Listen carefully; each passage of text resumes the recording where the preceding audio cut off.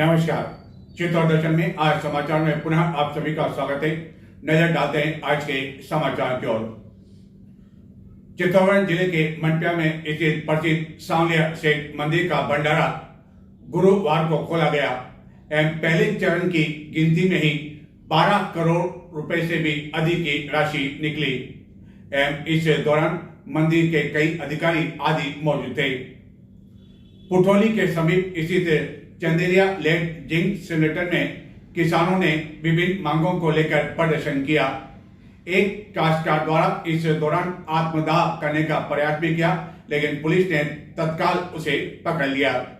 बताया जाता है कि यह किसान इस बात को लेकर आंदोलन कर रहे हैं कि जिंक द्वारा छोड़ी जाने वाली गैस एवं प्रदूषण से मवेशियों की मौत हो रही है एवं किसान एक मृत मवेशी को अपने साथ ट्रैक्टर ट्रॉली में भी लेकर आ रहे थे। घटना की जानकारी मिलने पर गंगरार पुलिस मौके पर पहुंची। चित्तौड़गढ़ सिख समाज द्वारा आगामी 26 दिसंबर को नगर में नगर कीर्तन का आयोजन किया जाएगा। यह नगर कीर्तन नगर के मुख्य मार्गों से होकर गुजरेगा। सरकार द्वारा कई बार जरूरतमंद लोगों के लिए लाखों करोड़ रुपए की राशि कर विभिन्न योजनाएं तो बना ली जाती है, लेकिन लोग उसका उपयोग नहीं कर पाते हैं और बाद में वह योजनाएं खंडर के रूप में तब्दील हो जाती है। ऐसी स्थिति चित्तौड़गढ़ के रामदेव जी का चंदेरे में है, जहां की सरकार द्वारा जरूरतमंद निर्धन लोगों के लिए लाखों रुपए की लागत से कई मकान बनाए गए, लेकिन लोगों ने यहां पर यह कहते हुए रहने से इनकार कर दिया कि यह जहां पर अभी वह रह रहे हैं वहां से काफी दूर है और बाद में रख रखाव के अभाव में यह खंडर हो गए। जिसके बाद यह प्रयास किया गया कि चित्तौड़गढ़ के गांधीनगर स्थित कच्ची बस्ती के लोगों को यहां पर बसाया जाए और फिर से जीर्णोद्धार के नाम पर लाखों रुपए की राशि खर्च कर दी, लेकिन इन लोगों ने भी चित्तौड़गढ़ से इतना दूर इस मकानों में रहने से इनकार कर दिया और अब हालत यह है कि लाखों रुपए की लागत से बनाए गए ये मकान पूरी तरह से खंडर के रूप में तब्दील हो चुके हैं और अब यहाँ किसी के लिए रहना भी संभव नहीं है। चित्तौड़गढ़ में करोड़ों रुपए की लागत से ऐसे कई सरकारी आवास एवं कॉलोनी का निर्माण कर दिया गया, जिसका समय रहते कोई उपयोग नहीं किए जाने से अब यह इतने अधिक खंडर हो गए कि रहने लायक भी नहीं रहे हैं एवं इन खंडर नुमा मकानों एवं सरकारी भवनों से असामाजिक तत्वों स्मैक्चुक द्वारा आए दिन कोई न कोई सामान चोरी किया जा रहा है। चित्तौड़गढ़ नगर के रामदेव जी का चंदेरिया क्षेत्र में करोड़ों रुपए की लागत से बड़ी संख्या में निर्मित मकान का कोई उपयोग नहीं होने से अब यह खंडर में तब्दील हो चुके हैं। पूर्व में इन मकानों को कच्ची बस्ती में निवास करने वाले लोगों को देने के लिए बनाए गए थे एवं बाद में जब खंडर हो गए तो फिर से इसकी मरम्मत करवाए जाने पर लाखों रुपए खर्च कर दिए गए, लेकिन उसके बाद भी इसमें कोई रहने के लिए तैयार नहीं हुआ। इस कारण गत कुछ वर्षों से अन्य स्थानों पर रहने वाले कुछ लोग यहाँ निवास करने लग गए, जिनके द्वारा सीधे विद्युत कनेक्शन लिया जाकर बिना कोई किराए दिए वह यहाँ पर निवास कर रहे हैं एवं कोई भी इनको इसलिए नहीं हटा रहा है क्योंकि यह मकान किसी के रहने लायक नहीं है और संबंधित विभाग भी यह सोचकर इन लोगों को यहाँ पर रहने दे रहा है कि जो कुछ मकान खंडर स्थिति में बचे हैं कम से कम उसकी रखवाली करने के लिए कोई यहाँ मौजूद तो है। वर्ष 2006 में तत्कालीन नगर पालिका ने राज्य व केंद्र सरकार की संयुक्त योजना IHSDP के तहत गांधीनगर कच्ची बस्ती क्षेत्र में कब्जा कर रहे लोगों को पुनर्वास के लिए एवं बाद में गांधीनगर में खनिज विभाग के सामने कच्ची बस्ती में निवास करने वाले लोगों को यहां पर स्थापित करने के लिए करोड़ों रुपए की लागत से ऐसे कई मकानों को निर्माण करवा दिया और 2008 में यह पूरा भी हो गया।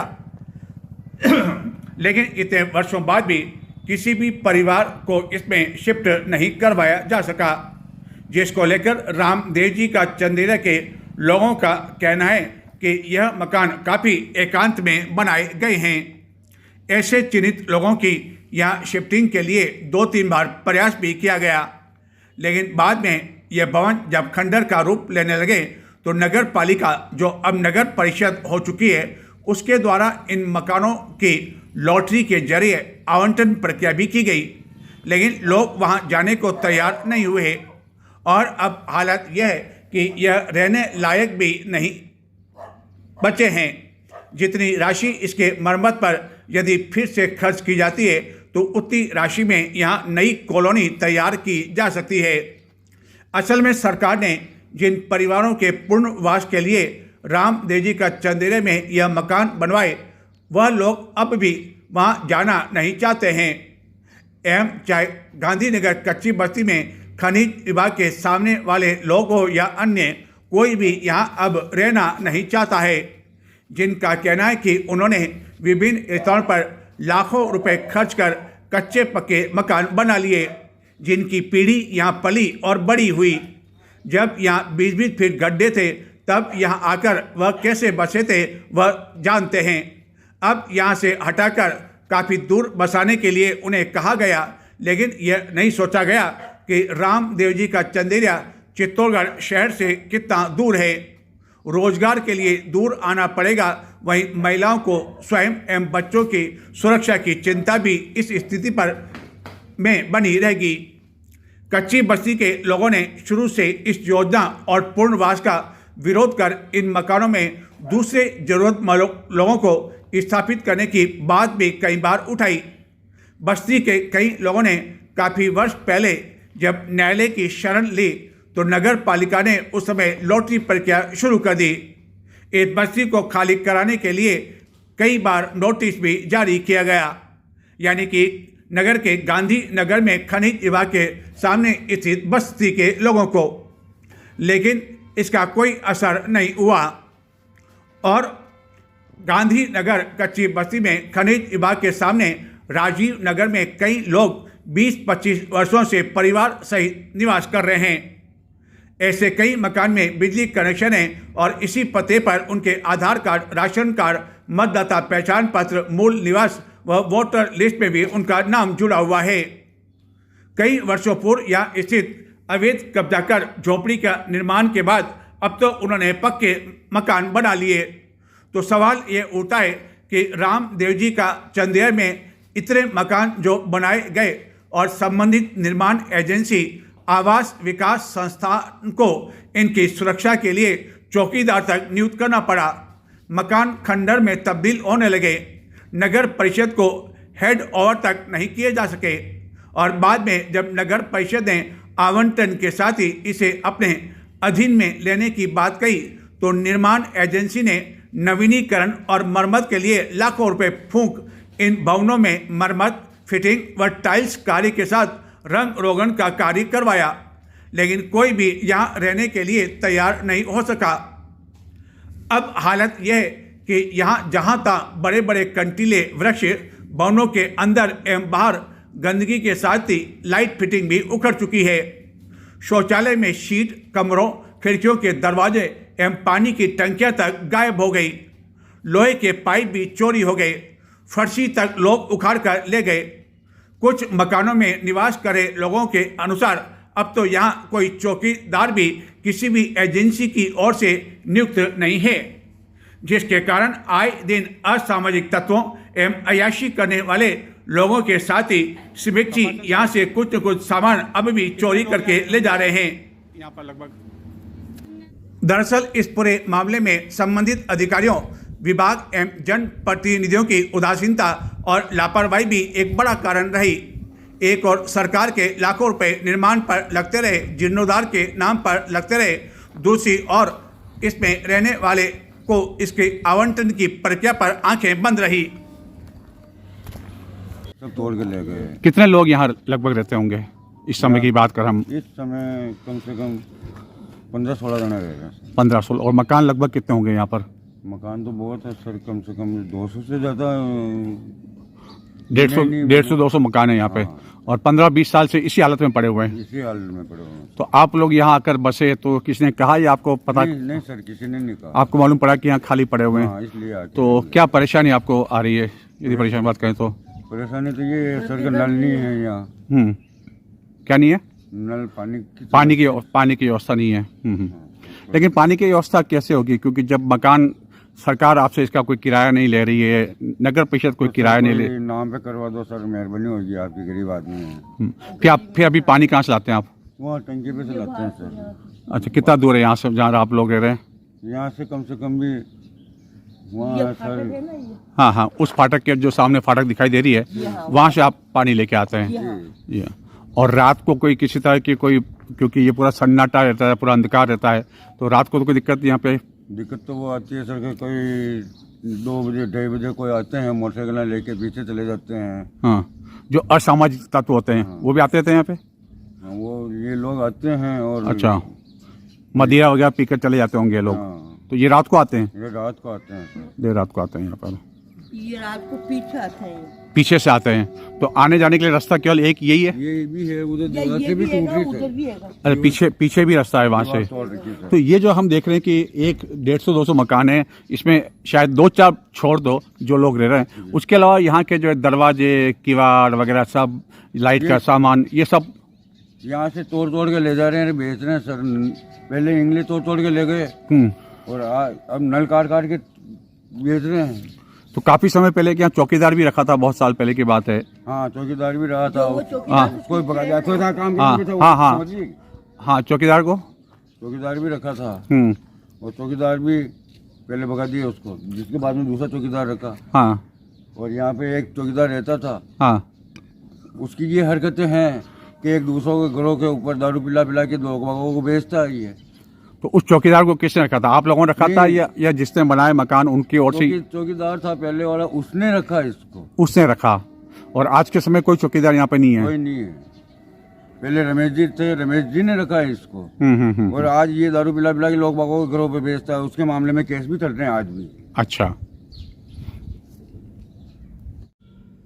नजर डालते हैं कुछ और समाचारों की ओर, लेकिन संक्षिप्त में देखते रहें चित्तौड़ दर्शन। यह है सिरोही जिले के रेवदर के ब्लॉक मुख्य चिकित्सा अधिकारी डॉक्टर लोंग मोहम्मद, जिन्हें 50,000 रुपये की रिश्वत लेने के आरोप में भ्रष्टाचार निरोधक ब्यूरो चित्तौड़गढ़ की इकाई द्वारा गिरफ्तार कर लिया गया। ब्यूरो को इस आशय की शिकायत मिली थी कि ब्लॉक मुख्य चिकित्सा अधिकारी रेवदर द्वारा एक परिवादी के क्लिनिक को चेक नहीं करने एवं केस नहीं बनाने की एवज में 50,000 रुपये रिश्वत की राशि की मांग कर परेशान किया जा रहा है। इस पर इसकी शिकायत चित्तौड़गढ़ ब्यूरो को दी गई, जिस पर चित्तौड़गढ़ के उप अधीक्षक पुलिस हरीश चंद्र सिंह के नेतृत्व में ट्रेप कार्रवाई करते हुए आरोपी को गिरफ्तार कर लिया। चित्तौड़गढ़ के न्यू क्लॉथ मार्केट में मुख्य मार्ग पर गुरुवार को कई लोगों के वाहन उस समय कुछ देर के लिए जहां के तहां ठहर गए, जबकि मवेशी आपस में इस तरह लड़ते हुए देखे गए एवं लोगों ने अपने वाहन रोक लिए, जबकि कुछ लोगों ने तो अपने वाहन की दिशा ही बदल दी। लोगों के अनुसार आए दिन मवेशी इसी तरह मंडराते रहते हैं एवं मुख्य मार्गों पर यह दृश्य देखने को मिलता रहता है। चित्तौड़गढ़ जिले की कोतवाली निम्बाड़ा थाना पुलिस ने ग्राम पंचायत कैली के नाम पर फर्जी पट्टा तैयार कर लोन उठाने वाले 4 आरोपियों को गिरफ्तार कर लिया, जिनसे अग्रिम पूछताछ की जा रही है। पुलिस के अनुसार प्रकरण के आरोपी रोहित धनगर, पुष्कर धाकड़ व दिलीप कुमार नायक ने कनेरा गंगरार निम्बाड़ा सर्कल में कई लोगों के फर्जी पट्टे बनाकर अलग अलग फाइनेंस बैंक से लोन भी ले लिया। अब पुलिस ने इस प्रकरण में टीकमचंद कछावा, रोहित धनगर, पुष्कर धाकड़ व गोपाल लाल के खिलाफ गंभीर प्रवृत्ति का अपराध पाए जाने पर उनसे विस्तार से पूछताछ की जा रही है और यह पता लगाया जा रहा है कि आखिरकार इसमें और कौन कौन शामिल रहा। चित्तौड़गढ़ में सर्दी अब धीरे धीरे अपना असर दिखाने लगी है। जिसके कारण साय होते ही चित्तौड़गढ़ में विभिन्न स्थानों पर लोगों को अलाव कर सर्दी से राहत पाते हुए देखा जा सकता है। गुरुवार को भी चित्तौड़गढ़ नगर के मुख्य मार्गों पर ऐसे कई लोग अलाव के पास सर्दी से राहत पाते हुए देखे गए। आने वाले दिनों में इस महीने सर्दी और अधिक जोर पकड़ सकती है। कृषि विज्ञान केंद्र चित्तौड़गढ़ द्वारा राज्यपाल स्मार्ट विलेज पहल कार्यक्रम के तहत एक दिवसीय स्वास्थ्य शिविर का आयोजन चयनित गांव पायरी में किया गया। स्वास्थ्य शिविर में डॉक्टरों ने कई मरीजों की जांच कर निःशुल्क दवाइयां एवं आवश्यक चिकित्सा परामर्श दिया। केंद्र के वरिष्ठ वैज्ञानिक एवं अध्यक्ष डॉक्टर रतनलाल सोलंकी ने बताया कि राज्यपाल स्मार्ट विलेज कार्यक्रम के अंतर्गत पायरी गांव का चयन किया हुआ है, जिसमें कृषक हितार्थ अनेक गतिविधियां संचालित की जा रही है। इसी क्रम में यह स्वास्थ्य शिविर का आयोजन किया गया। तो ये थे आज के समाचार। नमस्कार।